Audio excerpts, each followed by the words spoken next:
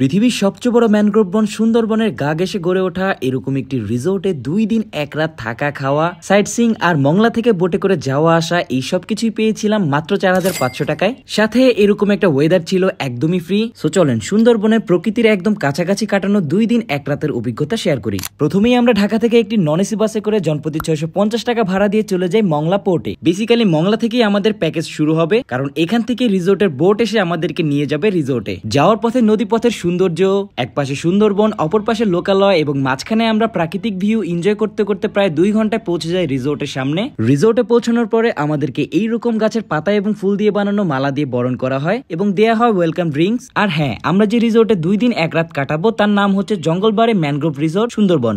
Anyway, এরপরে দুই পাশে গোলপাতার গাছ এবং মাঝখানে লম্বা একটা কাঠের ট্রেল হেঁটে হেঁটে আমরা চলে যাই আমাদের কটেজে। আর এইটা হচ্ছে একটা ডুপ্লেক্স কটেজ, যার উপরে এবং নিচে 2টা এসি রুম। 2টা রুমই বেশ বড় সড়ো এবং সাজানো গুছানো, আর বেডগুলো বেশ আরামদায়ক এবং ওয়াশরুমটাও বেশ ইউনিক। আর এইটা হচ্ছে কটেজের ব্যালকনি, যেখানে বসে খুব কাছে থেকে সুন্দরবন দেখা যায়। উপরে এবং নিচে ব্যালকনি আছে মোট 2টা। সো এরপরে আমরা ফ্রেশ হয়ে চলে যাই লাঞ্চ করার জন্য।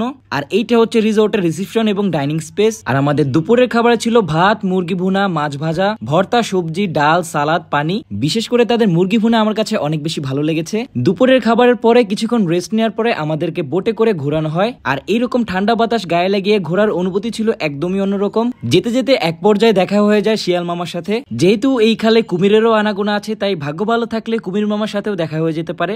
এরপর বেশ লম্বা একটা সময় ঘোরার পরে আমরা আবার ফিরে আসি রিসোর্টে এবং সন্ধ্যাবেলা এখানে আঞ্চলিক গানের আয়োজন করা হয়।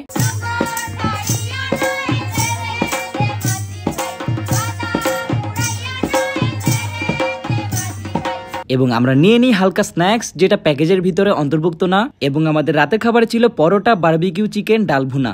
রাতের অন্ধকারে রিসোর্টের ভিউ হয় দেখতে ঠিক এইরকম।